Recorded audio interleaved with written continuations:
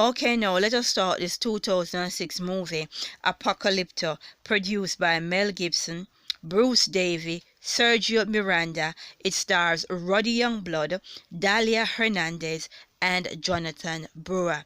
Now, this movie is set in ancient South American civilization, and it shows a dominant society hunting and killing the weaker ones.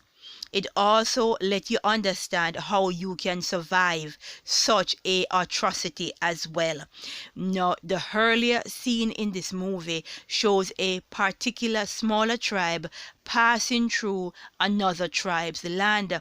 Now, when they're passing through, no one asks any question, and when a young lad from his tribe decided to ask them what's going on, he was stopped.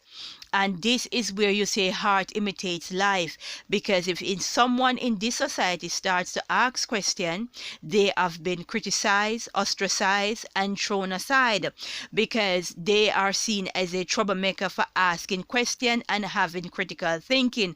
Now, in the movie, had this tribe asked the tribe that was on the move what was happening, it could have prevented what they would have gotten later on, a ambush. They were beaten, hunted, their men, women, and children placed in slavery, and then they turned some of the men into blood sacrifice.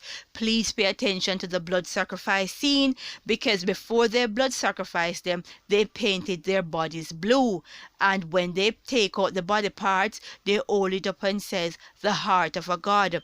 I find that mighty suspicious and will be investigating the color blue in the future.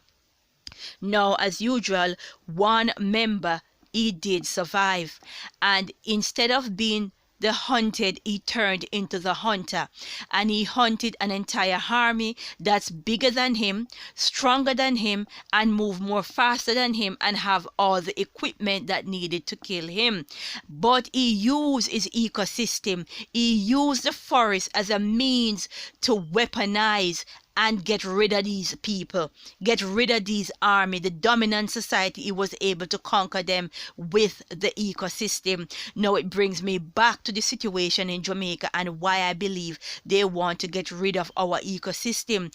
During times of hardship and war, the forest provides shelters for ancestors around the world. When the dominant society decides to put evil and cruel restriction on them, the place that they run to is the forest. And in today's society, it's no different. Now, these people are going to take food and water off the shelf very soon, and they are making sure that you have nowhere to run to. You have no forests, no rivers, no springs, no streams to go to, because they will be contaminated or they will be in non-existence. They are making sure you're on your knees. So when they say to you to take the mark of the beast, you will have no choice, and you cannot say you will not take it because you are with God and you are in the spirit, when you do not know what form and how will it come. You've got to understand the players in the chess game and how they work. Then you can say you will survive.